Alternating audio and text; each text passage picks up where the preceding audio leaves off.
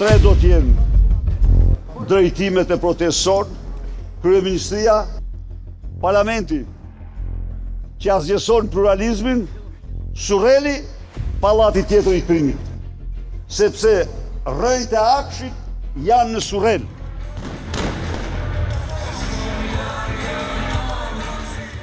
Shkruar nga Nikol Lesi. Çdo opozitë të kishte shfrytzuar skandale qeveritare për të rrëzuar pushtetin. Janë aq shumë akuza sa duhet një shtyrë forte e murit dhe bie krejt kështjella e mazhorancës. Dhe nuk janë skandale që i nxjerr media si investiguese, as akuza normale opozitare që gjithsesi duhet të kishin shkaktuar tërmet në mazhorancë. Është SPAK që po heton dhe po burgos drejtues kryesor në qeveri dhe mazhorancë. Është SPAK me një prapavit të fortë ndërkombëtare, i cili po shkruan historinë e vendit edhe duke futur indirekt duart në politikën e vjetër, që po ndëshkon për herë të parë ata që quhen të paprekshëm. Qeveria në një vend normal demokratik duhet të kishte rënë pas gjithë këtyre timeve dhe arrestimeve, ose vetë kryeministri i drejtohej popullit me zgjedhje të reja të parakohshme parlamentare. Dhe kur nuk ndodh kjo, që pak gjasa ka që mund të shkohet drejt zgjedhjeve të reja, është opozita ajo që ngre popullin dhe detyron qeverinë për t'u drejtuar sovranit popull. Por kur populli në masë të madhe nuk shkon krah opozitës dhe kur mund t'i është zhbërmullar nga pushteti, atëherë problemi tjetër mbetet se opozita nuk krijon besim, nuk është akoma alternativ pushteti. E kjo krijon indiferencë, mungesë angazhimi qytetar, shoqëria fillon dhe venitet, e keqja në të dyja kampet zë vendin kryesor dhe nuk ka shpresë.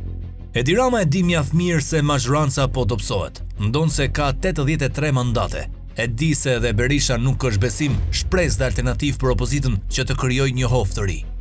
Edhe nëse Ramës ja çon zoti në mendje të shkojë në zgjedhje të reja për të shkarkuar rrufet e motit amerikan që ka kapluar Tiranën, përsëri ai fiton.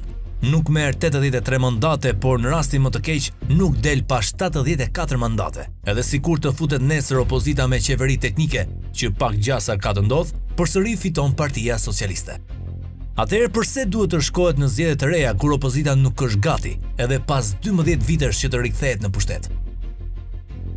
Unë kam thënë në emisione televizive se për herë problemi është qeveria, por ka disa vite që problem mbetet edhe opozita. E duke u rikthyer protestës së mbrëmshme të Partisë Demokratike, mund të them se kishte pjesëmarrje, por ishte vetëm pjesa militante e Partisë Demokratike. Nuk kishte shoqëri civile, nuk kishte socialistë të pakënaqur me qeverinë, nuk kishte nga elektorati gri që është vendimtar për të rrëzuar kryeministrin Edi Rama. Ishte një protestë karikuese për bateritë e rënuara të Partisë Demokratike dhe disia arriti qëllimit, por nuk mjafton me kaq. Duhet popull, duhet frym besimi, ka nevojë për një alternativë që ngros zemrat e qytetarëve, se mund të jetë dikush që qeverisë më mirë. Duhet që Partia Demokratike dhe vetë Sali Berisha të rishoh vitet 2004-2005. Por pas një shkatrimi total të vendit, populli besoi përsëri qeverisin e Partisë Demokratike, duke rrëzuar kështu kryeministrin Fatos Nano. Atëherë Sali Berisha veproi me mjeshtëri, pasion dhe krijoi alternativë pushteti më të besueshme se sa i Fatos Nanos. Dhe si rezultat, ai e rrëzoi. Ndërsa tani Berisha i lodhur dhe nga vitet mbi supe, mosbesues ndaj kujdo në Partinë Demokratike pas pabesisë që bëri Lulzim Basha, i nomuar non grata nga Shtetet e Bashkuara të Amerikës dhe Britania e Madhe, i rrethuar me deputet që fshehin thikat në nastarin e xhaketës, pra ai nuk sjell më besim.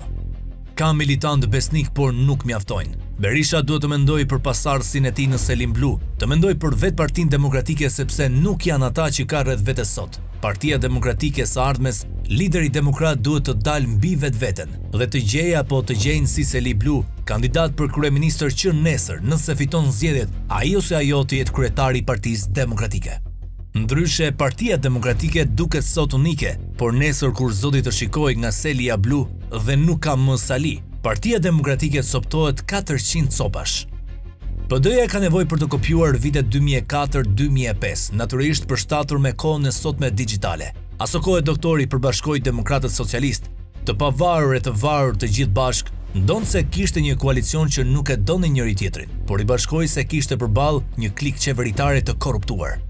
Ndaj, nëse nuk e bëni tani, opozita do shkojë nga protesta në protest, por pa njerëz të tjerë jashtë Partisë Demokratike. Dhe vetëm me ushtrinë e sotme demokrate, Edi Rama fiton çdo betejë, edhe i plagosur.